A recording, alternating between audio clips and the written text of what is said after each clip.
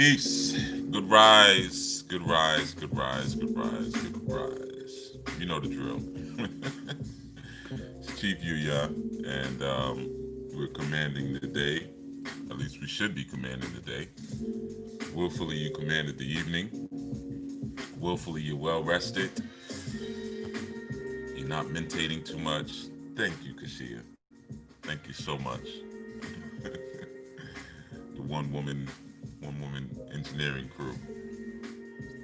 But yeah, willfully, you know, you got out of bed today, or whatever you got up. I know some people sleep on the floor. Peace, Josephine. Peace, Ricochet. Whatever you got out of, if you slept in your chair or if you slept in your car last night. But peace, Nikki Love. However you got up, I will that you had the right words on your tongue today. You know, so movement's done. Excellent. Excellent. Me too. Yeah. It's so good to get it knocked out early. You know what I mean? And then it also makes other things in your day um, feel a little bit easier. When you get your movements done earlier. Greeting Shadow Book. It also is good for your self esteem. If you do something that's a little bit harder, peace Tanika, or you go a little further than you went the day before every day when you do your movements, then yeah, it helps to give you that little esteem boost before you get started on your other work for the day. So that's good to hear. But yeah, it's also good to wake up with the right words on your tongue, the right name on your tongue. You know, Peace Shakira, Plan OG, Naya, greetings, welcome. You know, sometimes that can be a challenge for people too. Like, when you're commanding your day, like, how am I waking up? I spoke about that before. Like, you got to wake up like a G. But one of the things that helps that, peace Abana, one of the things that helps that is, like the first words that come out of your mouth. I knew someone years ago. Well, I kind of still know them, but me, myself, and I, peace. And whenever she would wake up, the first thing she would always do was like suck her teeth. Like peace information. Very first thing, you know, and that that started the genesis of certain things for me in terms of cohabitating with females. But because it's not healthy for anybody.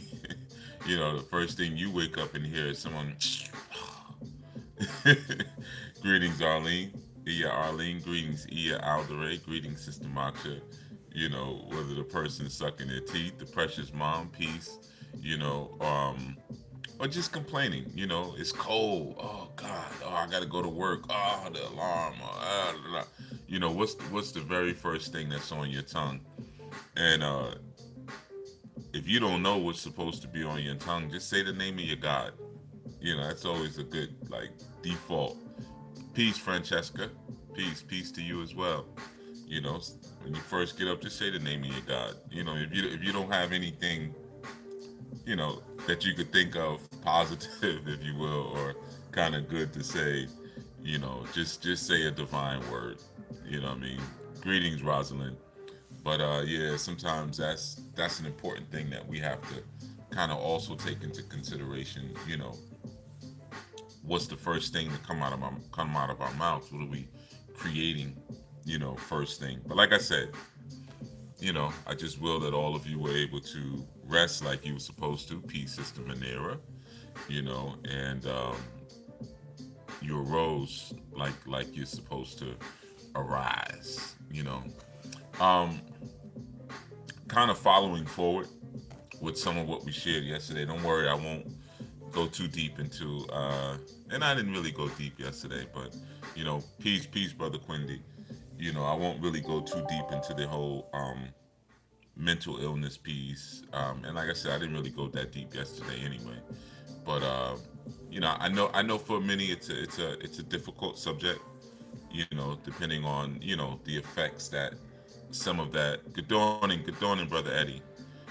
Depending on the effects that maybe some of that undiagnosed mental illness has had in your life or in the lives of someone that you care about, and how that may have even affected you or affected your childhood. I know it's touchy. You know, it's a touchy subject. You know, peace, brother Vermont. You know, but you know we're going through a process here, so don't worry. I'm not gonna go too deep in it, but we're riding off of it. So similar to what was spoken about yesterday, today's piece that I want to give you to help you out a little bit. Um, peace, Baba Haru. I'm in Hotep. You know, yeah, it is necessary. You're right. People are losing it, man. Oh my goodness, people are losing it. I was in the store 2 days ago, I think it was. Peace, Baba Utu, and this woman broke down in front of me. You know, I was buying something, and she worked at the store. You know, she was actually a worker, and you know, I said something to her. I just like, you know, I said, you know, good afternoon, and she was like, oh, you know, thank you for. She said people have been so crazy today. Like people are losing. And this was a woman was she told me her age. She's in her early 80s. I can't remember the actual age. Might have been around late 70s, but she, you know, you could tell she had a hard life. You could see it, man. She had like two teeth in her mouth left, and then she was sharing with me how she grew up really poor, um and you know, just she was sharing a lot. But she said, yeah, my baby boy just died, and you know, like she just started sharing. She was like, my baby boy just died, you know, from the thing going around. And I said, wow. I said, how old was he? She said, yeah, he was 49 years old. She said, that's my baby, you know, and he just died. And she was like frazzled, and she was like, and you know, people are so mean.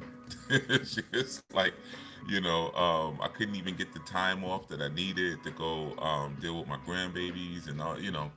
But yeah, people are losing it, you know, and they're gonna continue to lose more of it, you know. And that's why a lot of times it's good that we lose things before we have to lose them.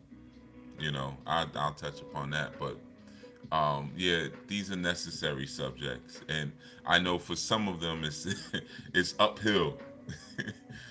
You know, some of them it's an uphill struggle. You know, or uphill, I guess, an uphill insight or an uphill message. You know, it's not. Some of them don't flow within your into your spirit, you know, as smooth as other ones do. You know, what was that the other one? Let me see, what day before yesterday? Yeah, I went from three thumbs down while the segment was going on, and it's got five thumbs down now. Peace, Sherelle. You know, I don't really pay much attention to the thumbs up, thumbs down. I'll be honest with you, I really don't care because it's anonymous. So it's like sometimes people just do it because they can. Just, you know, you know, if you had to give like a thumbs down and an explanation with your username there, you have less of those. You know, peace Amal, peace Benin bread. You know, so yeah. With that being said, you know, like I said, some messages are more uphill, you know, than others in terms of not delivery but acceptance. You know, peace Manoy, peace Pad Mini 144. You know, so one of the things, man, I wanted to touch upon with you all was, you know, the reason why you might hear me talk a lot about psychology and our attitude and our character and, you know, peace channel 0YT, got it right this time. And so many different things that kind of deal with um us as people and our internal philosophy and our internal perception and how that may translate to external objects, you know, and how it may not translate properly to external objects. You know, sometimes we have an internal perception of something, you know, or of internal perception of a person, and because of our level of experience and our level of or our circle of awareness that we're currently at, we're perceiving things completely different than what they actually are, you know. um and there comes a time willfully in your life where somebody will take the time, peace ear Andrine, and they will walk you through some of maybe the different stages, or maybe even a different. Oh man, let me turn these things off. Let's see. Cool. All right. I apologize. I know those alarms are loud, especially if you got on headphones. So I apologize for that. But yeah, sometimes if you're fortunate, you'll get someone who can actually walk you through, some of the. I'm sorry, I'm turning on. I got multiple devices all around me. You know, yeah. So I'm just turning off all the alarms for a moment while I deal with you. But yeah, man. So there has to be a preparation. Peace LaCruz 10. You know, there has to be a preparation in order to go to where we're supposed to go. And what I mean by that is this, and it's a very important thing. It's very easy for me to speak to you about how to get stuff.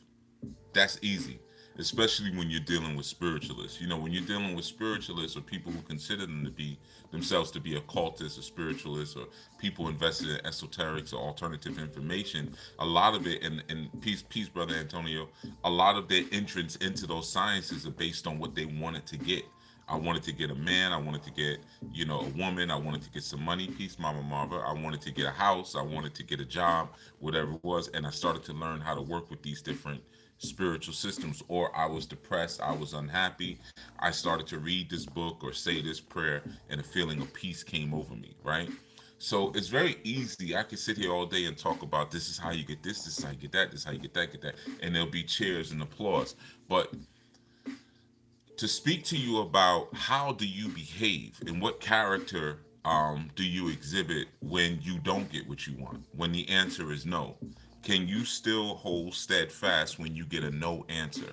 When you call me for a reading or peace sacred step, and you're asking this question and that question, I want to do this and I want to do that, and I already know what I want to do. I'm just getting a confirmation from you.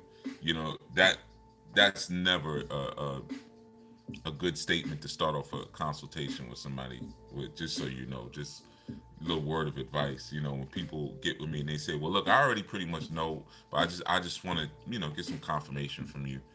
I usually just want to like end the session right there, because it's actually pretty insulting too, on top of that.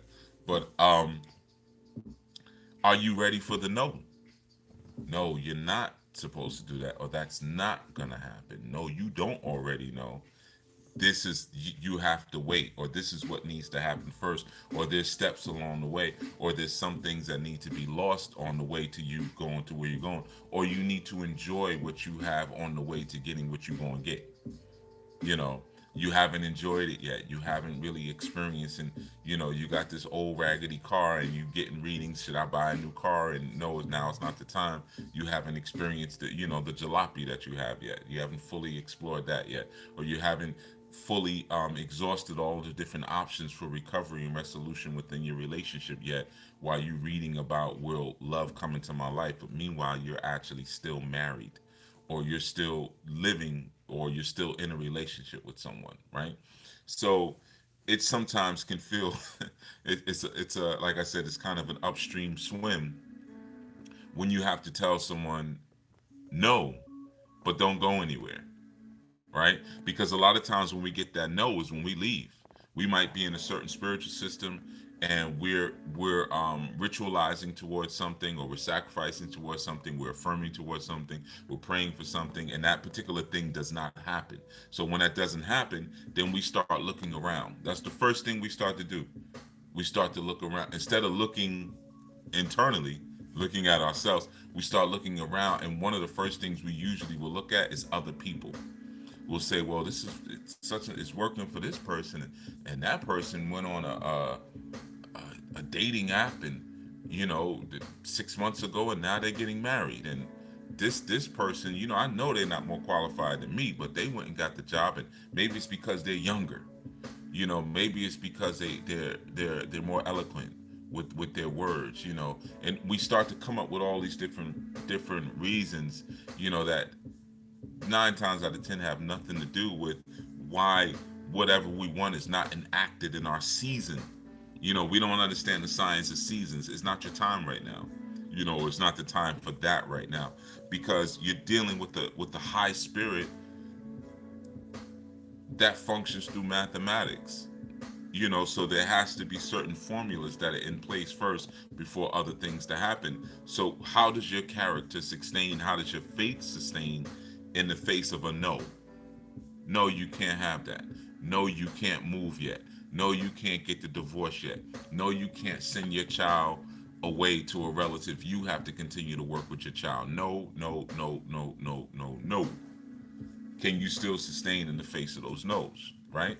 So that becomes a little bit difficult, and I'm going to tell you why sometimes that's a challenge for folks, because they have not been conditioned to receive the strength, the fortitude, the fortune, and the power of the creator. You see, they haven't been conditioned. See, most of the times, unfortunately, today, when you start getting into different forms of spiritualism, or you get into different forms of religion, a lot of times they're just based around what you're going to get. They're just whether you're going to get everlasting life, whether you're going to get peace, whether you're going to get access to mysteries, whether you're going to get information. It's get. I want more, more, more, more, and we become like hoarders. You know, Peace Watessa. Peace Baba Cruz. We become hoarders in that sense. Constantly. I want to get this, and I got to get that, and if I can get that, I want that. And I understand that mentality. It has to be in balance, because me myself, I'm someone who wants it all. I want everything. You know what I mean? I don't, peace, Tara May. I don't necessarily. If life is here to be lived, and there are experiences that are open to me that I am supposed to have, peace, Nadia, I want them. You see, if I'm supposed to have them, I want them. I want to fulfill my fate and my destiny to the fullest. Right? I want it all. Right? So, but wanting it all is not the same as saying I want everything. And this isn't one of those, is y'all done, is y'all finished yet? This ain't one of those. All right. All and everything are not the same thing. You know what I mean? So for me, I want everything that is a part of my path, everything that I'm supposed to have on my path in my journey. I want it all, right? And and that's actually a form of submission, because that means there's going to be some good and there's going to be some bad. There's going to be some bitter. There's going to be some sweet. That's all right. Well, if I'm here to experience y'all, let's do this, right? So, unfortunately, a lot of times in our walk or in our way, we don't really have guides who are conditioning us. So, what that means is this: if we recognize that the seed from the divine is perfect, there's nothing wrong with it, you know, and if we can start there, right? The seed is good. Most of the time when you think about when you're planting, whether you have a garden, whether you have a farm or whatever, if you plant and the harvest doesn't turn out the way that you expect it to, it's very rare that you'll say the seeds were bad. That's very rare. That you'll be like, oh, something was wrong with the seeds. The first thing you're usually going to look at is the conditions that seed had to grow inside of, right? Now, that's a little easier to do when you're not looking at yourself. When you're not looking at yourself as that soil that has to receive the seed. When you're looking at yourself, the first thing you're going to look at is the seed. Well, I was a Christian and that didn't work out, so then I took my Shahada and now I'm Muslim.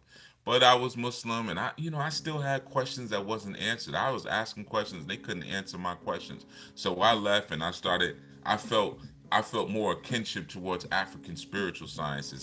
That just felt more intuitive to me. So I started learning about ancient Kemet and things like that. But then, when I started learning about the Yoruba, I don't know, that felt more just jumping from spot to spot to spot to spot to spot to spot to spot. Because what you're implying is that there's something wrong with the seed. Ain't nothing wrong with the seed. There are very profound life-changing things to be found in Islam. There are very profound and life-changing things to be found in Hebraic scripture or the Torah. There are very profound and life-changing things to be found in Ifa. There are very profound and life-changing things to be found on ancient hieroglyphs.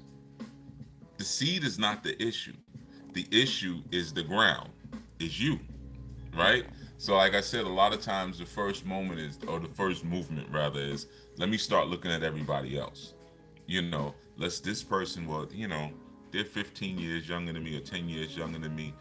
Oh, well, they grew up with both of their parents. Their parents didn't split up, or their mother was around. Their mother didn't abandon the family, or you go through all these different things, and that's why they got it and I didn't get it.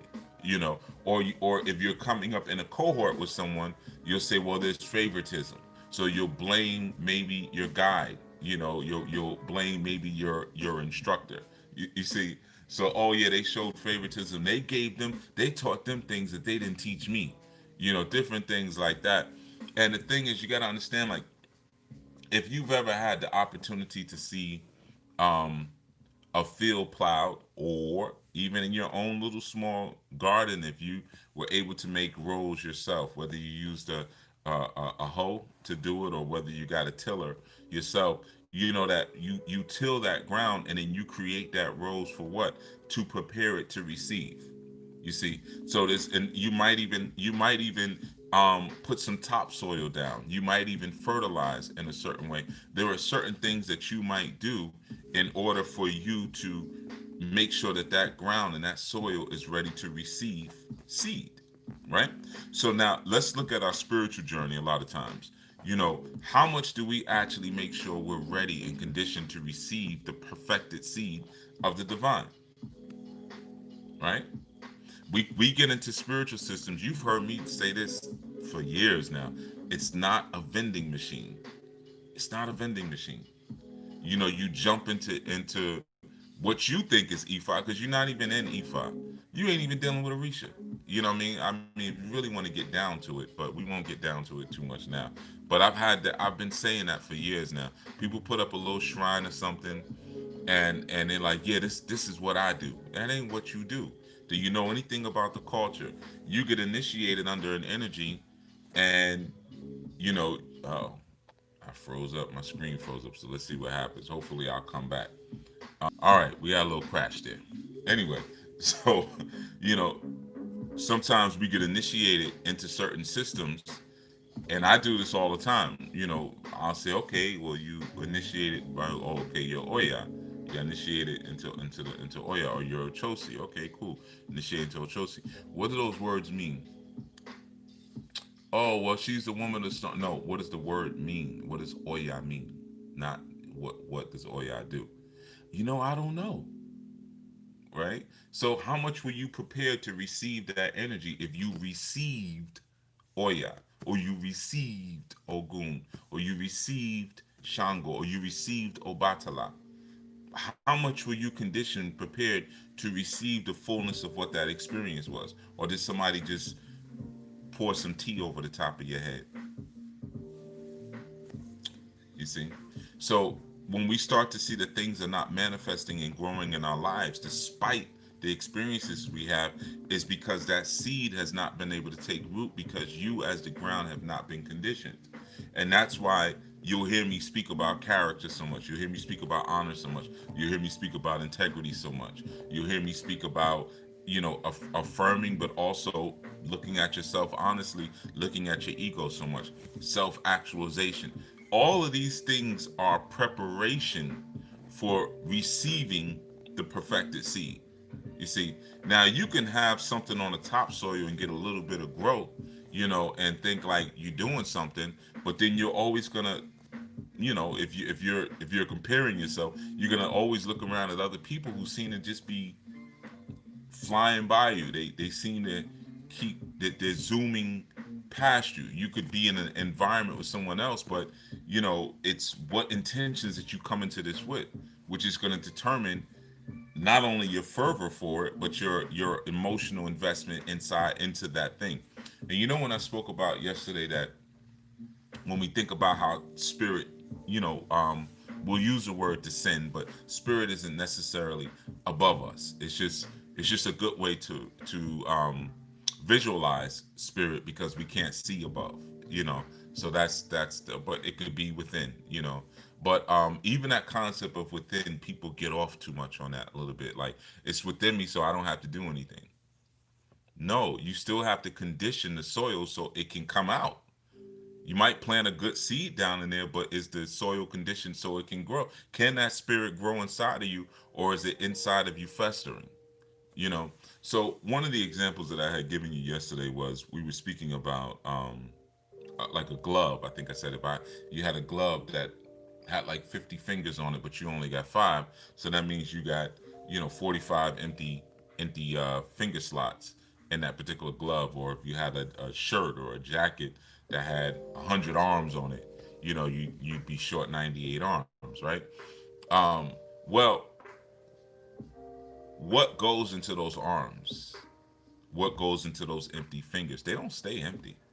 There's something that goes into them. Most of the times, the things that goes into them are the things that we're hoarding and holding on to, that are festering.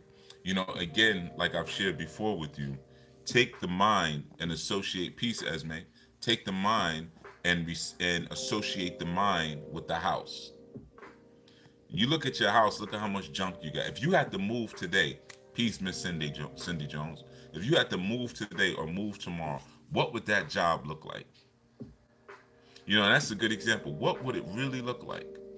And what would you take with you? And what would you say, what would you look at me like, why do I even have this? Why do I have two of these?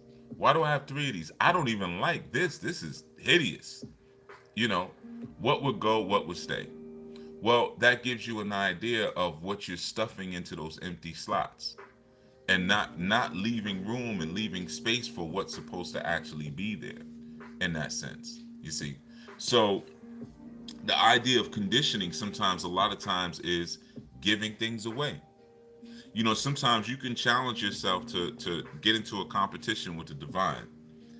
I'm going to try to give away peace, Gideon. I'm going to try Gideon Scott, excuse me. I'm going to try to give away as many things as the divine gives away.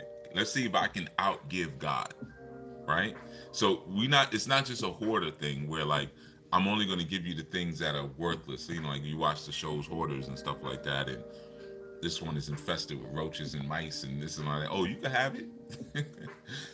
But give away the things that you feel you can't be without, that you feel are so valuable to you, that you're so attached to. Because I promise you, those are the things that are keeping you from being able to properly condition yourself to receive what you're supposed to receive.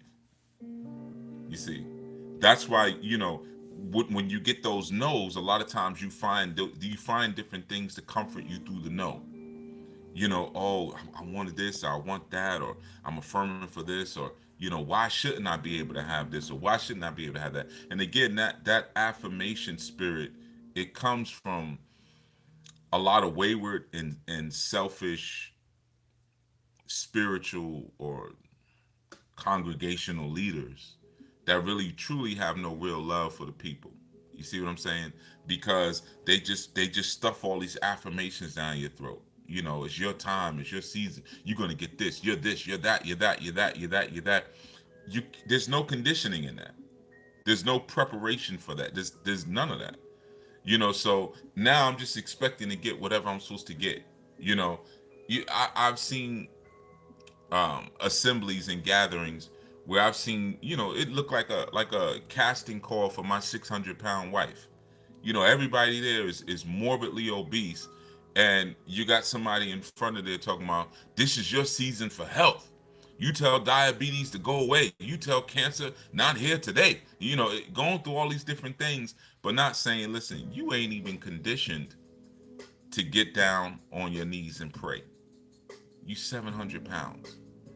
You 300 pounds. You 400 pounds. You can't. There's a saying that Denzel Washington said once. I liked him. He said, put your slippers way when you go to bed at night. Take your slippers and put them way underneath your bed, so that way when you get up in the morning, you have to get down on your knees to get them. So he was saying that it gives you an opportunity now to pray. You see what I'm saying?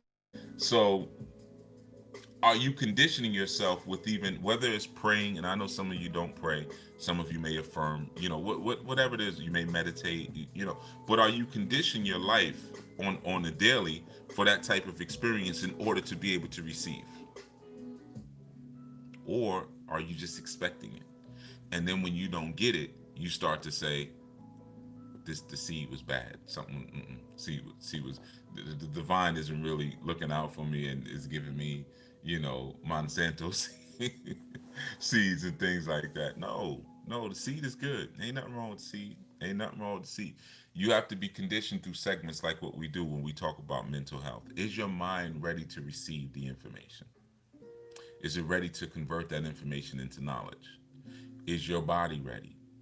Are your emotions ready? So all these different things that we deal with and we have to speak about that may not sound good, they may not feel good. you know um Clients speak to me, how many times have I had to tell you to close your mouth, stop talking, because you're just used to how can anything be planted? How can anything be planted when you're constantly pushing it back out?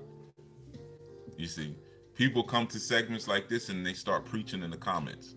Yeah, and that's why you need to do this and you need to do that. Shut up. You ain't even doing it. Stop. Just stop it. You know, Unwilling to receive because you have no conditioning. You see, I used to see that all the time in the dojos. We going in and we're training. There always be some dude half dressed on the side trying to fix everybody's form, but we don't never see when it's time for conditioning. All right, let's get down and do 100 knuckle push-ups. All right, let's do these crunches. Let's do these squats. All these different things we have to do to condition ourselves to be ready to do what? To be ready to defend ourselves. Or to be ready to learn how to defend yourself. I could teach you how to kick, but if you haven't spread those hips out, if you haven't stretched out your hips, you might hurt yourself just trying to practice how to kick. Or if you haven't elongated that chest, stretch that chest out, certain things we may do may actually hurt you, and we're not even in the fight. Which is practice. You just punch it at the air. You're not even hitting anything. So some people try to skip past that conditioning, but then they're the first ones to come over and say, no, turn your fist this way, or hold your fingers like this, or put your foot like that, or and don't know what they're talking about. Peaceful here. The conditioning is more important than anything else, because when you're conditioned, you're fertile. And when you're fertile, it doesn't take, Peace Tracy, it doesn't take an hour long command your day. It only takes 5 minutes. So what's happening in that whole hour of command your day?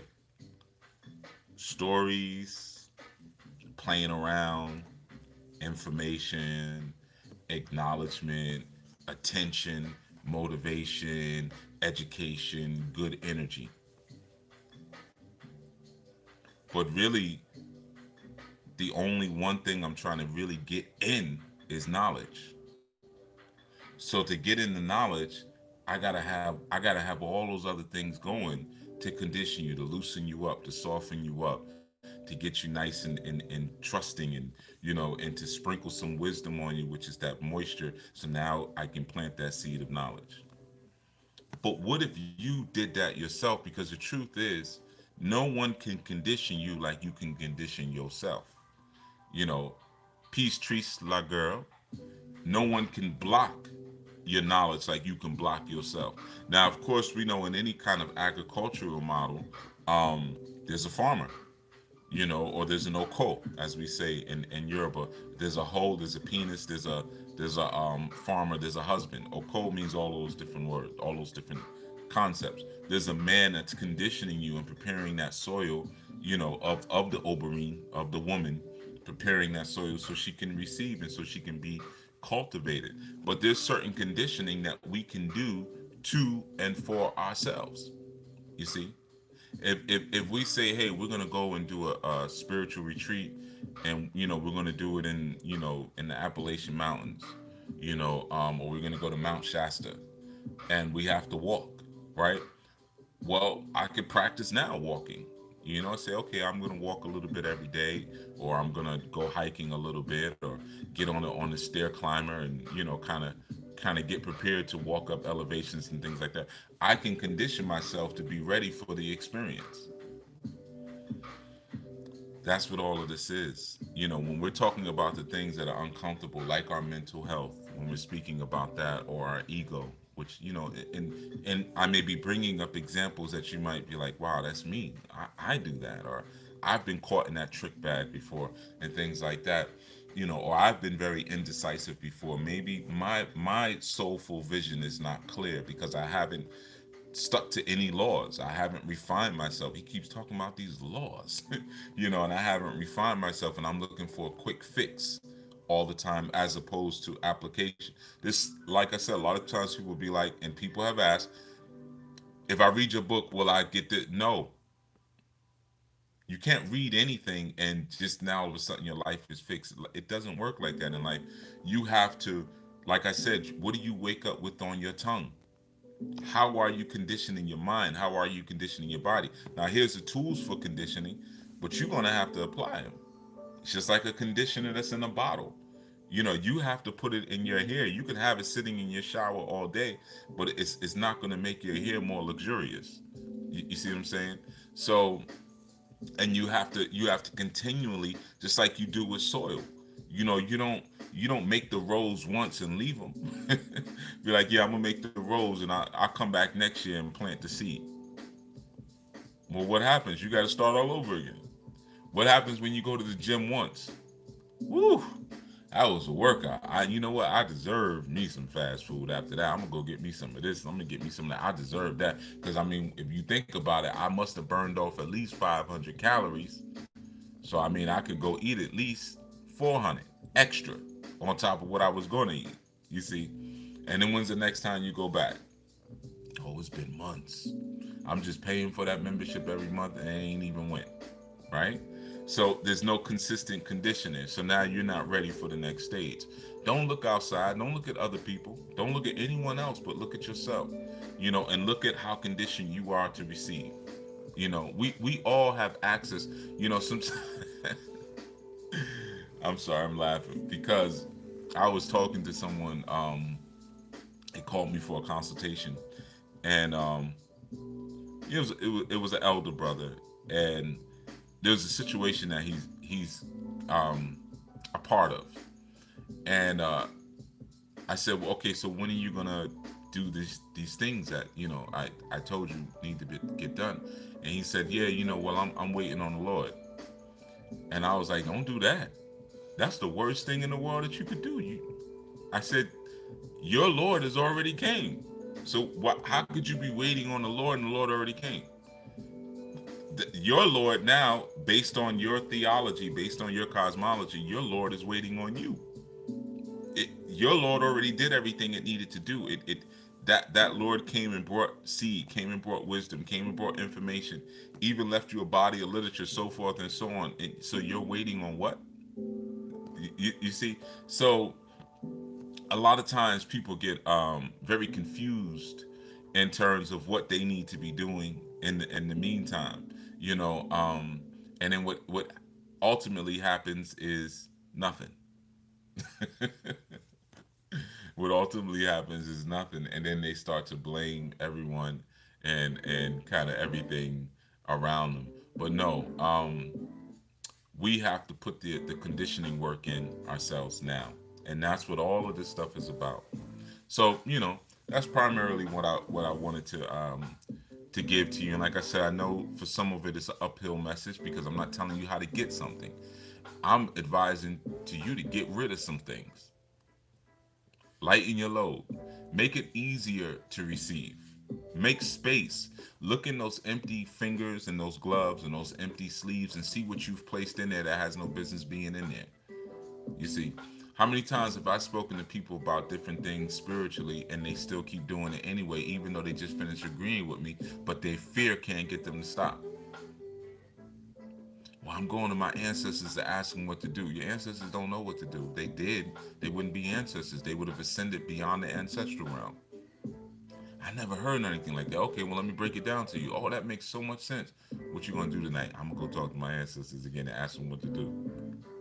So you got an empty sleeve right there that could be filled with real wisdom, but your fear fills it with something that shouldn't be there.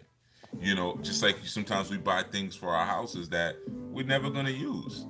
Sometimes we are attached to things that we ain't even got yet. And we're attached to things that we don't even have that are keeping us from our purpose. Well, one day I'm gonna. Well, I don't want to do that, and just in case of this. No, I'm not going to start going by my divine name because I don't like how it looks on my resume, and I might get turned down for jobs you ain't even got. You know, sometimes we attach to one day I want to drive this. One day I always wanted to live in a suburban neighborhood with this and that. And that. But you 45 years old. You ain't did that. Maybe that's not your life. Maybe something else is your life. Maybe you're always going to live amongst the people in the urban areas. That's okay too. I know a lot of times people have this ideation that when you become spiritual, you start living by the laws, you got to escape Babylon, and Babylon means leave the cities. But I'll tell you something, because I got a lot of my comrades that preach that. Yeah, man, brothers still in the city, man. Brothers in the city. What it is that these country boys can't handle the city. That's what it is. Yeah, you have to. It's best to be out of those inner cities, but you got to leave it here first. That's where it begins, not where you just physically, because you can still be attached to that internally. Just like some people can be attached to the safety of the country, but not really be able to navigate where there's pressure all around them. You see, so it's a mental thing first. Some guys in the city can't be in the country because there's too many noises at night. What's that? What's that? What's that? They hearing branches pop and stuff like that, and they thinking something. A serial killer is stalking them or something like that. So the reality of it is, though, get rid of things that you're attached to that are filling up the spaces that shouldn't be there, and go through your personal conditioning to allow you to be able to not only receive seed but allow that seed to grow, because you don't have to wait on the Lord already gave you the seed. It's already there. It's just that your soil is terrible, you see, because you haven't applied any forms or any levels of conditioning. All right, so I'm going to leave you with that. All right. And willfully, you can apply that, or you will apply it. You won't just hear it and say, that's cool, that makes sense. Anyway, anyway, back to regular life. Willfully, you won't do that, but you'll see the relevance in that for your own life, man. Conditioning on a mental level, mental toughness, spiritual toughness, physical toughness. You gotta condition yourself all around the board. This is why I knew we do movements 6 days out of the strong. Your movements could just be walking, it could just be stretching, it could be yoga, it could be qigong, it could be calisthenics, it could be resistant weight training. Oh, give thanks, Channel Zero, I appreciate that. Peace, Cassie Duran. But every single day, you gonna condition yourself. Every single day, you're gonna read the text that we consider to be sacred. You're gonna be conditioning your mind every day. You're gonna be affirming every day. You're gonna be, as some of you might say, working out. You're gonna be doing physical things every day. It's a daily practice to condition you, not because that's the life, but it's to condition you to information that I received your Cash App yesterday. I'm not sure because I don't know what name it would have been under, but thank you. Peace, wild girl. I'll double check. Um, I didn't see anything by in information, but I'll double check, and I will confirm with you by tomorrow. Um, but all of that conditioning and all of that is not the actual life. Some people get caught up in that. Well, I'm doing this. I got that. I got that. I got that. That's to prepare you for the actual life.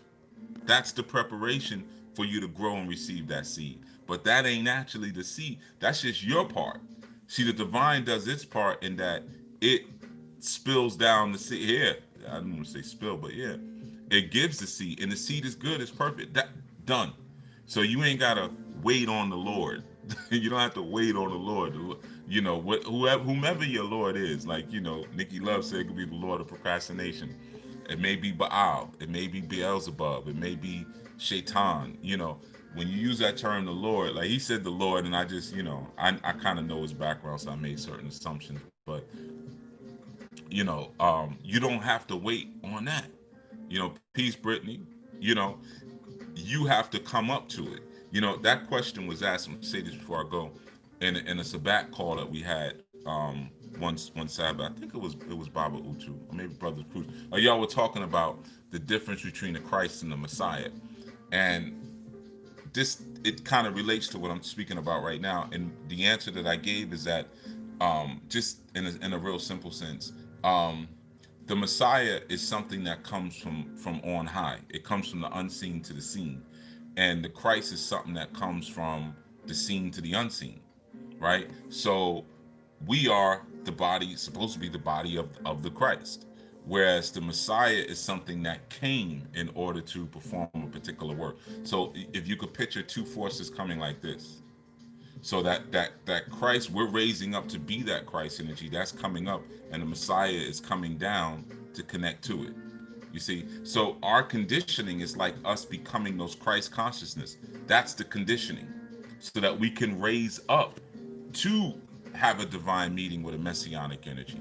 But you gotta condition first. It's similar to this may be a little complicated, but if any of you have seen the movie Tenet, it's a good movie to check out. But check out the movie Tenet, and you start to see the connecting of time, one coming from the past, one coming from the future, and converging at a particular point. All right. But anyway, there we are. there you have it. All right. So everyone, again, like I said, be safe, be well today. And willfully you can apply these principles and spark something inside of yourself, or you can share them with someone, and maybe that will help them on on their journey. You know. And like I said, yes, the tenant. Yeah, the tenant. Or it might I don't know if it's the tenant or just tenant, but I'm sure either one you'll find it. The brother who played in it is the brother. No, not from 1976. No, not the Tenant. I know the one you're talking about from 76. No, no, no, no, not that one. It's Tenant. It's Peace Chris. It's the brother who played in Black Klansman, the Spike Lee movie. He was the star of the movie Tenet. Oh, John David Washington. Okay, there we go. I didn't know his name. Thank you, Chris. Yeah, it's a good movie. What's his name? Was it with Kubrick? I think Stanley Kubrick did it. It takes a minute you know to kind of see, because it's an action movie and it's a sci-fi at the same time. But yeah, you'll like it. But it's similar to the concept that I'm talking about now, in terms of what we're building ourselves up to be from the ground up through conditioning, becoming that perfected body, while there's another energy that's connecting and meeting. So we don't have to wait on that energy. We don't have to wait on that energy. It's really waiting for us to raise up. You know, it's waiting for us to raise up. All right, everyone. So I'm out. You know, love, inspire, and protect. Peace, everyone. Be well. Be well today, and be safe.